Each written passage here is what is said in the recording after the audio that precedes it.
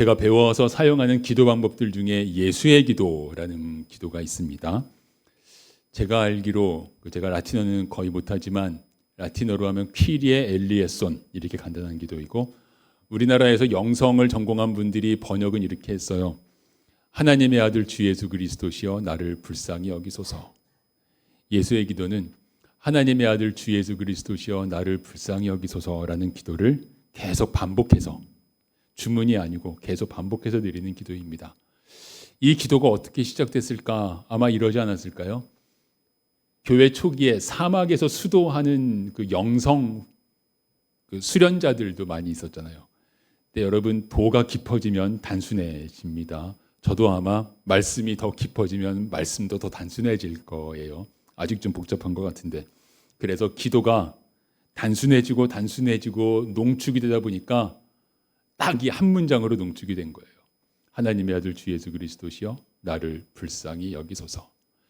이 딱 한 문장의 기도를 평생 드리면서 사는 수도자들이 있었다.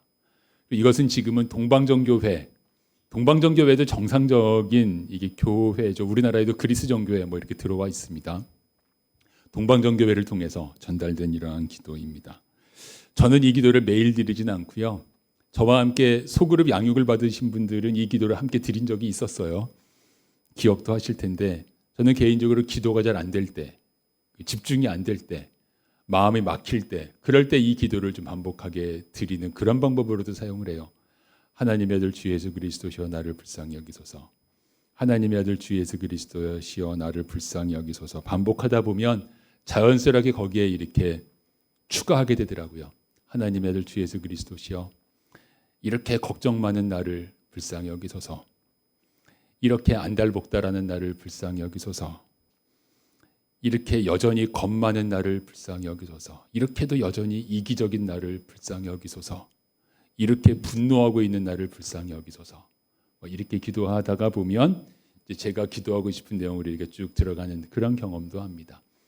초점은 불쌍히 여기소서인데, 오늘 본문 가운데 불쌍히 여긴다라는 내용이 있는 건 아니지만, 오늘 본문을 읽고 묵상을 하면서 하나님께서 저에게 주신 그 묵상의 초점이 긍휼, 불쌍히 여기는 거였어요. 우리 신약 성경에서 긍휼히 여긴다와 불쌍히 여긴다는 헬라어 성경으로 보면은 단어가 같아요.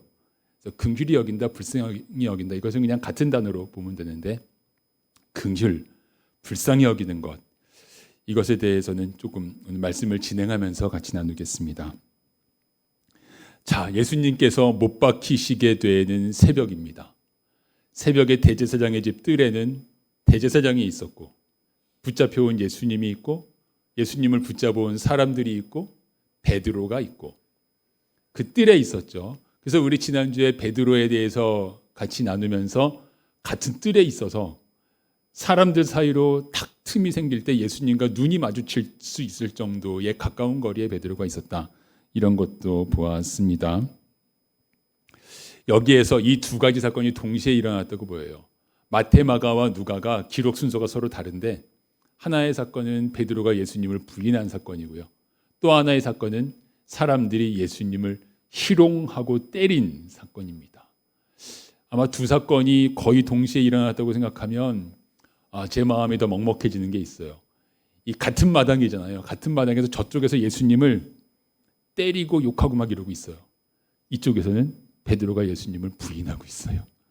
이게 인식할 수 있을 만한 거리에서 일어났다라고 볼 수 있겠고요. 그 예수님을 때리고 욕하는 사람들의 모습 우리 같이 읽겠습니다. 지키는 사람들이 예수를 희롱하고 때리며 그의 눈을 가리고 물어 이르되 선지자 노릇하라 너를 친 자가 누구냐 하고 이외에도 많은 말로 욕하더라. 희롱했다 이 단어는 성경에서 조롱했다라고도 번역이 되고 능욕했다 이렇게도 번역이 돼요. 조롱, 능욕, 희롱 그러고 있습니다. 선지자 노릇하라 이거는 이거죠. 눈 가려놓고 때린 다음에 누가 때렸는지 맞춰봐. 누가 때렸는지 맞춰봐. 너 선지자라며. 이제 이렇게 하는 것이 선지자 노릇하라 하는 말이겠고, 그리고 또 욕도 했습니다. 여러분, 대제사장이 시킨 일이 아니에요. 대제사장이 예수를 때리고 희롱해라 이렇게 시킨 게 아니에요. 이들이 자발적으로 했어요. 근데 이들은 왜 이렇게 했을까요? 예수님이 행하신 기적, 예수님의 말씀, 지난 3년 동안의 그 일을 예루살렘 사니까 직접은 못 봐도 소문으로 들었을 거예요. 예수님 예루살렘에서 이를테면 베데스다 목가의 38년의 병자 낫게 하신 그런 일들도 3년 동안 예루살렘에서도 있었어요. 그리고 이들 중에 어떤 사람들은 지나간 한 주간 동안 6월절 때잖아요. 성전 마당에 갔다가 하루 종일 말씀 전하시는 예수님 보고 말씀도 들은 사람이 분명히 이들 중에 있을 거예요. 저분이 메시아라고. 아, 그래 정말 그래 보이네. 이렇게 동의도 했을 거예요. 칭송도 같이 했을 거예요. 그런데 이들이 왜 예수님에게 이런 짓을 했을까? 지난주에 우리가 베드로가 예수님을 부인한 건 순간적인 실수나 개인적인 인격 부족이 아니라 인간의 본원적인 죄에서 나온 거다라는 걸 봤는데 이것도 마찬가지입니다. 여러분 동물의 세계를 생각을 하면 사자가요. 영양을 사냥을 할 때 영양대 한가운데로 들어가서 건장한 영양을 이왕이면 이놈을 잡아먹어야지. 그리고 그런 영양을 사냥하지 않습니다. 좀 비실비실하고 힘없고 다리를 전다든가 그래서 무리에서 조금 떨어져 있는 이런 영양을 사냥을 하죠. 사자도 에너지를 아껴야죠. 반에서 왕따를 당하는 그런 학생들을 보면 그 반원들 중에서 특별히 악하지 않은 학생들도 그 왕따 당한 학생을 공격하고 놀리고 때리고 이러는 경우들도 있어요. 약한 자를 공격하는 게 인간의 못된 죄된 본성입니다. 심리적으로 그런 기제가 작용을 할 거예요. 열등감이 많은데 예수님 대단하신 분이잖아요. 대단하신 예수님을 때리고 조롱하면서 그 열등감을 보상받는 거예요. 혹은 다른 데서 내가 당한 게 있어요. 그러면 아무 저항할 만한 힘이 없는 이쪽을 때리고 이렇게 하면서 그쪽에서 당했던 거를 보상을 받는 거예요. 그러니까 인간의 죄된 본성입니다. 그만큼 인간은 악하고 인간은 그만큼 교만하고 그렇습니다. 아담의 원죄를 우리가 돌아봤었잖아요. 계속 돌아보는데 아담의 원죄는 그냥 따먹지 말라 그런 선악과 따먹어서 잘못했어. 이것만이 아니라 그랬죠. 핵심은 선악과를 왜 따먹었느냐. 선악과 따먹은 이유는 하나님처럼 되고 싶어서. 그러니까 아담이 선악과를 따먹은 거는 교만의 죄고 하나님처럼 되고 싶은 그 교만과 이기심의 죄였다는 걸 보는데 내가 이렇게 나 좀 잘난 척하고 싶은데 이게 안 되는 가운데에서 이렇게 저항하는 힘이 없는 사람을 보면 그냥 이런 식으로 공격을 한다고요. 마치 동물의 세계에서 사자가 그렇게 하듯이 거의 짐승 수준으로 떨어져 있는 것이라고 볼 수도 있는데 이 사람들이 이런 게 아니라 인간의 죄악상이 이렇습니다. 그래서 저는 지난주 베드로도 그렇고 오늘 이 모습도 그렇고 묵상하여 가면서 그걸 보게 돼요. 예수님께서 십자가를 향해 가시는데 십자가가 우리의 죄를 용서해 주시는 자리잖아요. 근데 그 과정 중에 십자가로 가는 길 곁에 우리의 죄된 모습이 그대로 있어요. 베드로도 그렇고 이 사람들도 그렇고 참 읽기가 괴롭습니다. 예수님께서 수고하고 무거운 짐진 자들아 이런 말씀은 읽기만 해도 아멘 되는데 오늘 본문을 제가 다 읽었을 때 여러분 중에서 제가 아멘 하는데 아멘 하신 분이 거의 없었어요. 왜냐하면 때리고 욕하고 이러는데 아멘 그러기가 좀 이상한 거예요. 마음도 괴롭고 하지만 여러분 생각하면 여러분 어떻게 생각하세요? 예수님께서 십자가에서 우리의 죄를 용서하셨는데 나 그렇게 큰 죄 지은 거 없는데 나 별로 죄 짓고 살진 않아 이런 사람이라면 십자가에서 우리 죄를 용서하셨다는 그 복음이 그에게는 별로 복음도 아닐 거예요. 나 용서받을 만한 죄 없는데 그런데 우리가 정말 어찌할 수 없는 본질상 진노의 자녀라는 것을 보게 되면 십자가에서 나의 죄를 용서하셨다는 복음이 나에게 정말 이렇게 깊이 들어오겠죠. 하나님께서 복음서를 기록하도록 하시면서 베드로의 모습, 이 사람들의 모습을 이렇게 쭉 기록해 두신 건 우리로 하여금 이 속에 들어있는 너희들의 모습을 보라고. 너희들도 이렇지 않냐고. 너희들도 이렇지 않냐고. 그 모든 걸 지고 가신 길이 십자가의 길이라고 이것을 우리들에게 말씀하여 주십니다. 자, 대제사장의 집에서 그 사람들이 예수님을 희롱하고 놀리고 이러는 가운데 날이 밝았습니다. 다른 복음서들을 보면 한밤중에 대제사장이 예수님을 신문하는데 누가복음은 그건 안 전했어요. 자, 예수님을 신문할 그 조직은 산헤드린 공의회 70명으로 이루어진 유대의 최고 의결기관인데 사내들인 공의에 대해서 지난주에 나눴죠. 밝을 때 모이게 되어 있다고. 그래서 한밤중에 신문을 하면 불법입니다. 이게 합법이 아니에요. 그러니까 누가복음은 그 부분은 있었더라도 개인적인 신문이니까 기록하지 않았어요. 날이 밝으니까 산헤드린 공의회 회원들이 모였고요. 오늘 본문에서는 이 산헤드린을 공회 이렇게 표현을 했습니다. 예수님께서 십자가에 못 박히신 시각을 여러분 대략 기억하세요? 못 박히신 시각이 오전 9시. 그리고 예수님께서 숨을 거두신 게 오후 3시 이렇게 되잖아요. 근데 지금 날이 밝고 있어요. 6시라고 치면 6시부터 9시까지 예수님 신문하고 그 다음에 빌라도에게 보내고 빌라도가 재판하고 예수님 때리고 예수님께서 어깨에 십자가를 지고 골고다까지 이동하시고 거기에서 못 박히시고까지가 요 한 3시간 안에 다 일어나는 거예요. 어마어마한 속도입니다. 한 사람을 사형하는데 3시간 만에 모든 게 그냥 다 끝나버렸어. 이게 인간의 죄악상입니다. 자기 이득을 위해서 자기의 권위를 지키기 위해서라면 빨리빨리 서둘러서 3시간 만에 그냥 사람 죽여버리는 거예요. 재판까지 다 해가지고. 이런 모습입니다. 공의회 회원들은, 사내들인 회원들은 스스로 민족의 지도자로 이 시대의 최고 지성이라고 자부하는 사람들인데 그들이 자기의 이기심과 욕심을 위해서 이렇게 새벽같이 서두릅니다. 자, 그 모습을 우리 본문으로 같이 읽습니다.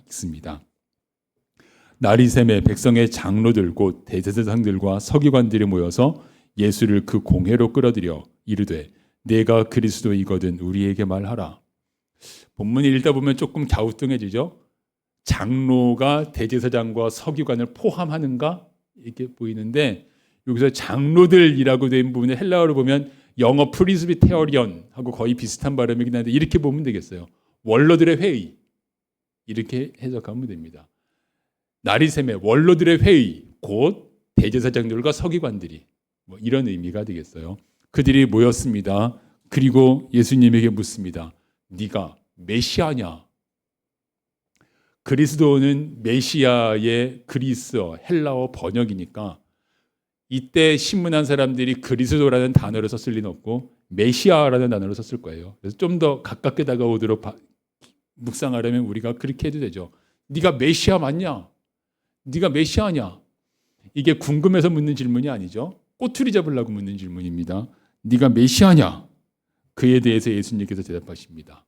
예수님의 대답 같이 읽을까요? 내가 물어도 너희가 대답하지 아니할 것이니라. 그러나 이제부터는 인자가 하나님의 권능의 우편에 앉아 있으리라 하시니 내가 물어도 너희가 대답하지 아니할 것이라. 이 앞쪽 부분은 제가 뺐네요. 읽다 보니까. 이게 무슨 뜻일까요? 바로 며칠 전에 화요일에요. 성전 마당에 예수님에게 이 사람 저 사람들이 그룹별로 나와가지고 질문하고 시비한 적이 있었어요. 대제사장들이 보낸 사람들, 바리새인들, 사두개인들 이게 그룹별로.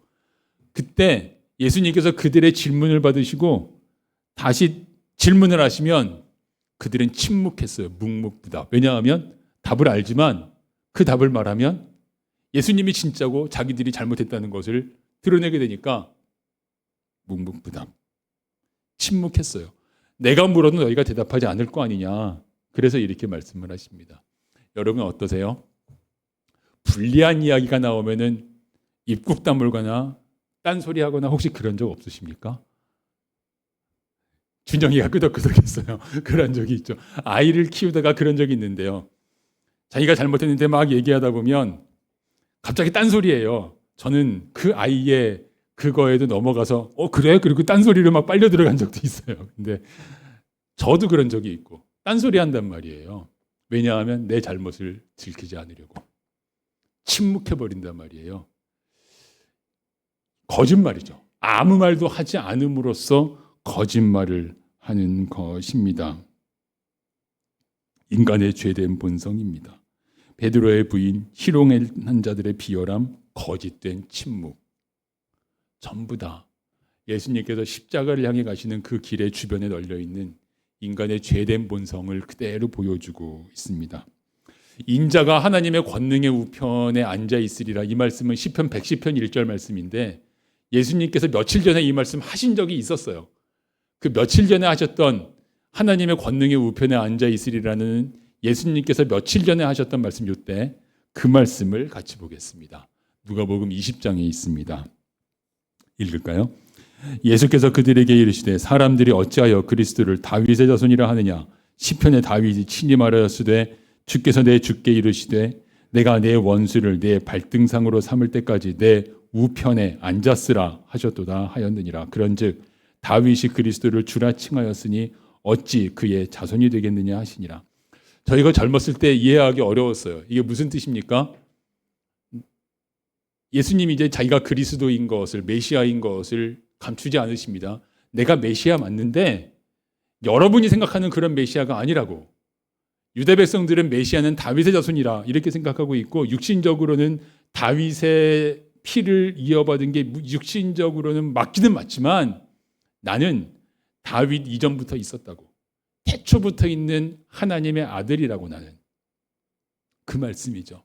내가 메시아 맞긴 맞는데 당신들이 생각하는 그런 메시아가 아니라 나는 하나님의 아들이고 메시아라고. 나는 하나님의 아들이고 메시아라고 이렇게 밝히시는 것이 이 말씀의 의미입니다. 유대 백성이 메시아를 간절히 기다려왔죠. 그러니까 지금 사실 산헤드린 공의회의 이 회원들이 정상적이라면 지금까지 들어온 것도 있고, 정말 메시아일까? 메시아 맞나? 구약 성경의 예언도 한번 생각해보고 환영하고 무릎 꿇고 경배도 하고 이러는 게 당연할 텐데 그들은 그렇게 안 합니다. 안 하는 이유, 우리가 계속 보아왔지만 자기 이익과 권위를 지키기 위해서. 여러분 그렇지 않아요? 알면서도 자기 이익 위해서 모른다 그러고 거짓말하는 거. 요즘 뉴스에서 수없이 보는, 매일같이 수없이 보는 모습들입니다. 알아. 그런데 아무 말 안 해. 그리고 난 모른다 그래. 이게 지금 딱 산헤드린 공의회의 모습이고 오늘날 이 시대의 모습이기도 하고, 인간의 죄된 본성을 나타내는 그 죄악상이에요. 진리를 알지만 진리대로 말하면 내가 불리해. 적어도 말을 안 하거나 모른다고 하거나 이렇게 하고 있는 그들의 모습을 볼 수가 있습니다. 십자가의 길에, 계속 반복하지만 십자가의 길의 좌우편에 인간의 죄된 본성으로 인한 모습들이 그냥 가득합니다. 그 길 한가운데를 예수님께서 지금 걸어가고 계세요. 그들과 예수님의 마지막 대화를 읽겠습니다. 다 이르되 그러면 네가 하나님의 아들이냐 대답하시되 너희들이 내가 그라고 말하고 있느니라. 그들이 이르되 어찌 더 증거를 요구하리요 우리가 친히 그 입에서 들었노라 하더라. 그들은 왜 네가 하나님의 아들이냐라고 물었을까? 이것이 아까 하나님의 우편에 앉아 있다는 게 하나님의 아들이라는 뜻이기 때문에 그들이 이렇게 물어요. 그들은 드디어 꼬투리를 잡았어요. 원하던 꼬투리를 잡았어요. 예수님께서 긍정하시니까 너 됐어 이제. 꼬투리를 잡았어요. 사형에 처할 수 있는 근거를 잡았어요. 왜 이게 사형에 처할 수 있는 근거가 되느냐? 구약에 있는 이 말씀 때문이죠. 레위기 24장에 있는 말씀 제가 읽겠습니다. 여호와의 이름을 모독하면 그를 반드시 죽일지니 온 회중이 돌로 그를 칠 것이니라. 거류민이든지 본토인이든지 여호와의 이름을 모독하면 그를 죽일지니라. 예수님이 자기가 하나님이라 그래서 하나님을 모독했다는 거죠. 너 하나님 모독했어. 됐어 이제 끝났어. 그런데 여기는 죽이라 그랬지만 이 시대의 이들에게는 사형 집행권은 없죠. 사형 집행권은 로마 총독이 가지고 있죠. 그래서 이제 로마 총독 빌라도에게 예수님을 보냅니다. 이 고발 근거를 가지고. 이게 유대인의 율법인데 총독이 사형을 언도할 만한 게 될까요? 그렇진 않죠. 하지만 이들은 믿고 있어요. 여러분 산헤드린도 유대 백성들도 총독의 말을 들어야 되지만 총독도 유대 나라를 다스리는데 산헤드린을 어지간하면 존중을 해줘야 다스리기 편할 거 아니에요. 산헤드린의 요구를 특별한 이유가 없이 괜히 거절하고 그러지 않을 거예요. 우리 율법에 따르면 이 사람 사형이에요. 사형 언도해 주세요. 이렇게 하면 로마 총독이 지금까지 산헤드린과의 관계를 생각해 볼 때 우리 말 들어줄 거다. 이걸 갖다가 안 들어주겠어? 당연하게 생각을 하고 빌라도에게 이제 보내는 것입니다. 다시 한번 그들이 왜 예수님을 죽이려고 했는가? 우리가 십자가 위에서 예수님께서 우리들의 죄를 용서하시고 죄를 대신 지셨다고 할 때 좀 구체적이지 않을 때가 있는데, 여러분 다시 보잖아요. 베드로 때리고 희롱한 사람들, 어이없게 재판하는 사람들, 이기심, 교만, 비열함, 배신, 이 모든 우리들이 저지르고 있는 이런 죄악성이 이 가운데 그대로 들어 있습니다. 이 사람들을 보면서 예수님은 어떤 마음이셨을까요? 성경은 그에 대해서 말씀하지 않아요. 예수님은 어떤 마음이셨을까? 그런데 제가 인도함을 받은 묵상은, 자, 이때 예수님은 어떤 마음이셨을까? 이 어이없는 일들을 당하면서, 우리 지난주에는 베드로와 눈빛이 마주셨을 때 예수님께서 눈빛으로 무슨 말씀하셨을까? 이것도 봤는데 예수님의 마음은 어떠셨을까? 이렇게 묵상하면서 제 마음에 받은 말씀이 팔복에 있는 한 말씀, 오늘 말씀 제목이기도 한 이 말씀입니다. 같이 읽을까요? 긍휼히 여기는 자는 복이 있나니 그들이 긍휼히 여김을 받을 것임이요. 긍휼히와 불쌍히는 같다 그랬죠. 성경에 불쌍히 여기는, 긍휼히 여기는 것이 복음서에 많아요. 어떤 병자들이 소리칩니다. 다윗의 자손 예수여 나를 불쌍히 여기소서. 예수님께서 백성들이 모여올 때 목자 없는 양 같음을이나요? 불쌍히 여기셨다, 이렇게 기록되어 있습니다. 1만 달란트 빚을 졌다가 그 빚을 탕감받은 종의 비유에서, 여러분 1만 달란트면 얼마큼 될까요? 우리 같이 나눴었죠. 한 달란트가 노동자 6천 명의 임금이 한 달란트인데, 금 무게로 하면 한 달란트가 34kg이니까 그냥 3.75g 한 돈이니까 금 한 달란트는 금 만 돈이다, 이렇게 제가 했었는데, 금의 상대적인 가치는 시대에 따라 다르지만 금 만 돈이라고 치면 금 만 돈 곱하기 1만 달란트, 여러분 나중에 계산해 보세요. 이게 얼마나 큰 액수인가. 그만큼의 빚을 탕감을 받았는데 자기에게 100데나리온 빚진 동료를 만나가지고 막 가혹하게 대하잖아요. 비유 중에서 예수님께서 그에게 이렇게 말씀하십니다. 예수님께서 하시는 말씀, 네 동료를 불쌍히 여김이 마땅하다. 너 왜 불쌍히 여기지 않느냐? 그러니까 불쌍히 여기는 건 어떤 사람을 불쌍히 여길까?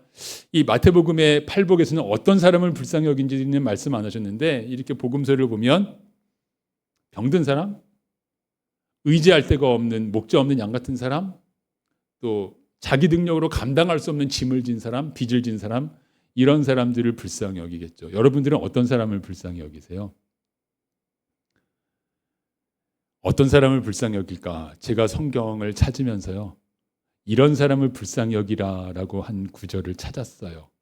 그 구절을 오늘은 여러분들과 함께 좀 더 나누고 오늘 말씀의 결론으로 삼고자 합니다. 어떤 사람을 불쌍히 여길까? 신약 성경에 유다서가 있어요. 유다서는 누가 썼냐 하면 유다가 썼죠. 그 유다는 누구냐 하면 마리아가 낳은 예수님의 육신의 동생이죠. 야고보, 유다, 이렇게 예수님의 동생들이 있고, 예수님의 동생 야고보는 예루살렘 교회의 지도자가 됐는데, 예수님의 동생, 육신의 동생 유다는 이름만 있고 활동은 나와 있지 않지만 딱 유다서가 남아 있죠. 어렸을 때부터 예수님이랑 같이 자라났잖아요. 예수님이 메시아인 거 안 믿었지만 믿은 다음에는 우리 형님이 어릴 때 그렇게 하셨던 것도 역시 메시아시니까 이랬어. 다른 사람들과는 예수님에 대한 이해의 깊이가 좀 다를 수 있어요. 유다 같은 경우에는. 그 유다를 통해 주신 말씀, 유다서에 있는 말씀입니다. 같이 읽을까요? 하나님의 사랑 안에서 자신을 지키며 영생에 이르도록 우리 주 예수 그리스도의 긍휼을 기다리라. 어떤 의심하는 자들을 긍휼히 여기라. 또 어떤 자를 불에서 끌어내어 구원하라.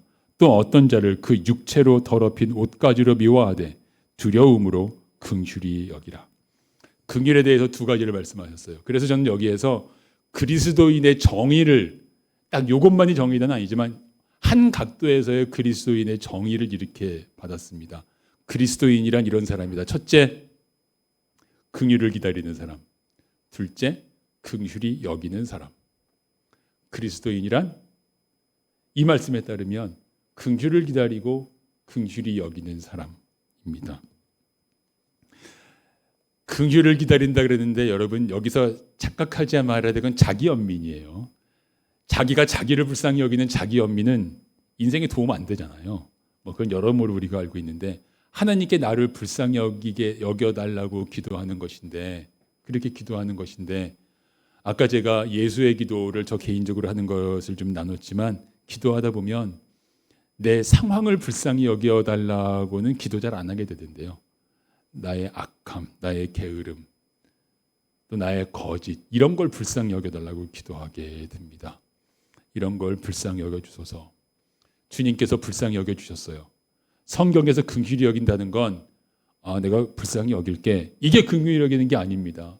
성경에서 긍휼히 여긴다는 건 공감하고 해결하는 것까지를 포함합니다. 여러분 성경에서는 말씀과 해결이 분리되지 않아요. 하나님께서 빛이 있으라 빛이 생겼잖아요. 성경에서 우리에게 전달하시는 성경의 세계관은 이 마음과 행동이 하나로 가는 거지 분리가 되지 않아요. 긍휼히 여긴다는 건 공감을 하고 해결도 한다는 뜻입니다. 긍휼을 기다리라. 주님께서 우리들의 이 완악함과 아까 우리가 봤던 베드로 같기도 하고 부인했던 베드로 같기도 하고 예수님 때렸던 사람들 같기도 하고 예수님 재판했던 사람들 같기도 한 우리들을 하나님께서 긍휼히 여기시고 우리들의 그 문제를 십자가로 해결해 주신단 말이에요. 자, 그러면 우리들은 예수님의 제자로서 긍휼히 여기기도 하는데 어떤 사람을 긍휼히 여기라고요? 의심하는 자. 의심하는 자는 어떤 사람일까요? 일단은 예수님이 구세주라는 사실을 의심하는 자겠죠. 안 믿는 자. 또 어떤 자일까요? 의심하는 자. 교회 안에도 의심하는 자가 있으리라 생각이 돼요. 그 말씀엔 이렇게 되어 있는데 말씀대로 행하면 그러니까 손해를 많이 보고 망할 것 같아. 11절 드리라고? 11조가 얼만데 이런 거 성경대로 오늘 누가 11조 하면 손해 많이 보고 우리 생활이 안 돼. 이렇게 의심하는 것입니다. 성경의 약속을 의심하고 순종하는 삶이 복된 삶이라는 걸 의심하고 믿지 않는 사람들 가운데 있지만 우리들 가운데에도 있죠. 의심하는 자들을 긍휼히 여기라. 의심하는 자들을 긍휼히 여기라. 저는 개인적으로 의심하는 자들에게 매우 공감이 잘 됩니다. 제가 의심 많았거든요. 예수님의 부활도 의심했거든요. 안 믿었거든요. 해결의 길을 찾아야죠. 주님께서 우리를 긍휼히 여겨주신다. 둘째로 긍휼히 여길 사람들은 더러운 사람들입니다. 어떤 사람들이 더러운 사람들일까요? 여러분들에게 만약에 지금 A4 용지를 한 장씩 나눠드리고 A4 용지에 자 지금부터 5분 동안 더럽다고 생각하는 이 시대의 사람들을 적어보세요. 그러면 5분 안에 다 가득 쓰실 수 있을걸요. 뭐 정치부터 시작해서 경제, 문화, 사방으로 해가지고 각자 시각은 좀 다르시겠지만 더럽다고 생각되는 사람들 가득 쓸 수가 있을 것입니다. 더러운 사람들. 우리가 묵상하면서 오늘 봤죠. 그 더러운 사람들 중에 내가 있다고. 그런 나를 주님께서 긍휼히 여겨주셨으니까 나도 긍휼히 여기는 것이라고. 긍휼은 그리스도인을 정의하는데 그리스도인은 긍휼을 기다리고 긍휼히 여기는 사람이다. 이것이 오늘 본문 가운데 긍휼이라는 단어는 없지만 예수님은 자기를 때리고 막 재판하고 이런 사람들을 향해 어떤 마음을 가지셨을까? 긍휼히 여기셨겠구나. 긍휼이란 뭐지? 이러고 이게 제가 묵상해가는 방법이에요. 말씀을 준비하면서. 그리고 찾다 보니 긍휼에서 그리스도인의 정의도 찾게끔 되었습니다. 그리고 또 한 가지.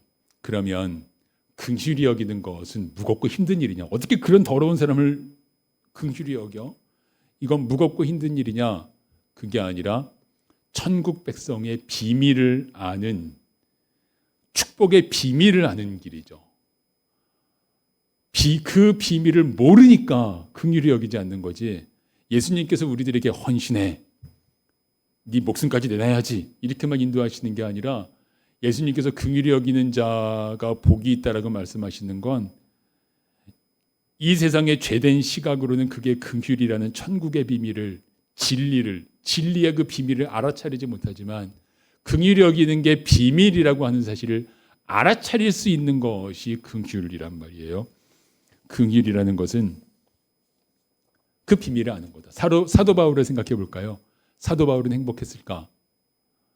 예, 사도 바울은 뭐 박해도 많이 받고 고생도 많이 했지만 그의 삶을 생각하면은요, 그의 삶엔 능력이 있었습니다. 하나님과 함께 했어요. 그는 사명을 따라갔습니다. 만약에 바울에게 1,000만 금을, 우리나라 1년 예산 이젠 700조 됐나요? 700조만큼을 주겠다고 하는 삶과 당신이 살았던 그 삶을 바꾸겠냐면 안 바꿀 거예요. 그게 더 행복한 삶이어서. 그는 디모데전서에서 이렇게 고백하는 바가 있어요. 내가 박해자일 때 긍휼을 입었다. 바울의 자기 정의는 박해자일 때 긍휼히 여김받을 만하지 못할 때 긍휼을 입은 자예요. 그래서 바울의 인생은 긍휼히 여기는 인생이에요. 의심하는 자, 더러운 자들을 긍휼히 여기는 인생이었어요. 그렇게 되잖아요. 이게 그리스도인이구나. 긍휼을 기다리고 긍휼히 여기는 것이 그리스도이구나, 이것을 보게 끝냅니다. 이게 축복의 길이구나. 예수님은 이들을 긍휼히 여기셨고요. 그 증거 중에 하나, 여러분 몇 시간 뒤에 이제 십자가를 지시는데 십자가 위에서 하신 7마디 말씀, 가상칠언, 다 기억은 못해도 가상칠언이 있다는 건 아시죠? 십자가 위에서의 7마디 말씀 중에서 이 말씀이 있죠.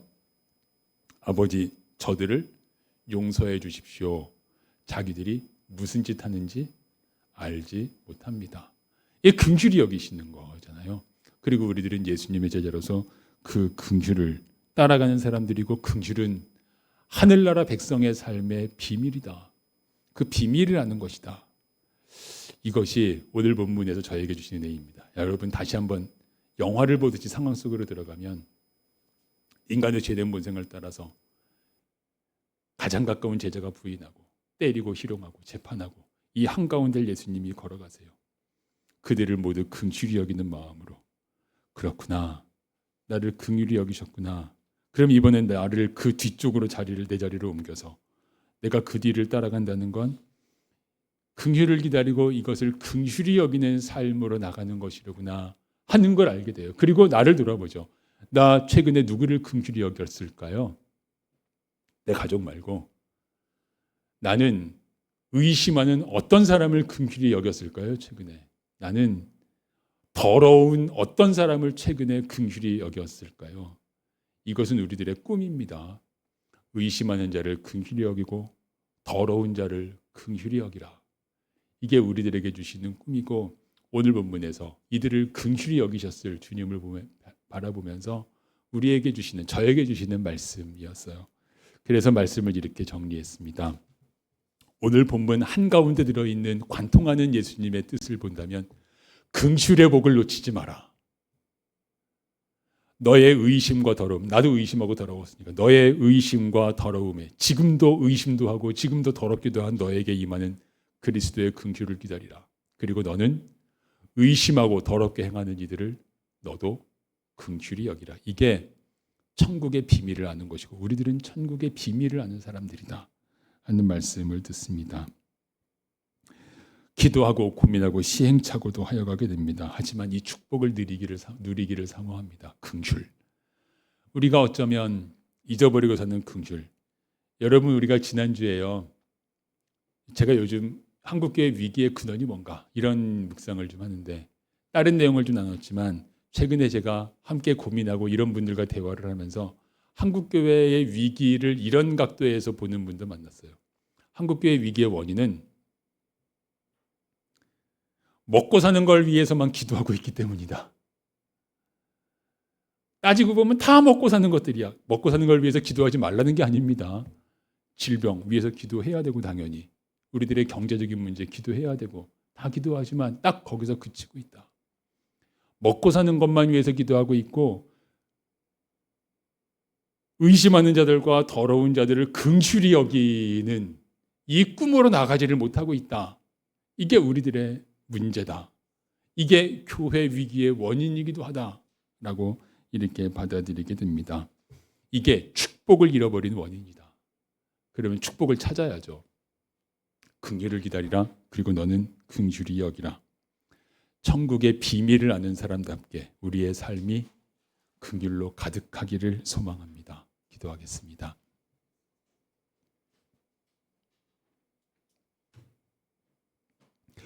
하나님 아버지, 우리로 긍휼을 기다리는 자, 우리가 긍휼을 기다리는 자임을 잊지 않고 더욱 간절히 기다리게 하시옵고, 우리로 이 세상에 의심하는 이들과 더러운 이들을 긍휼히 여기고 주님 주신 사명을 따라가는 이 천국의 비밀, 천국의 축복을 따라 살아갈 수 있도록 인도하여 주옵소서. 예수 그리스도의 이름으로 기도드립니다. 아멘.